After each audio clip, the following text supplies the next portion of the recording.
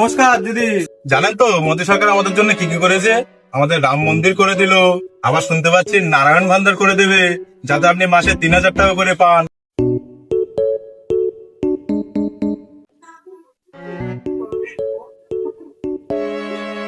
নমস্কার দাদা।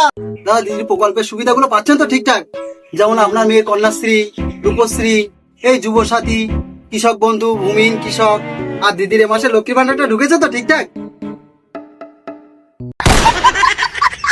আমাদেরও লোকেদের কিছু দিতে হবে বল। আমাদের নিজেদেরই গায়ে কিছু জোটে না, তা লোকের কি দেবো? তোর বউ লক্ষ্মীর ভান্ডার পেয়েছে? হ্যাঁ, তুই যুব সাথী পেয়েছিস? হ্যাঁ।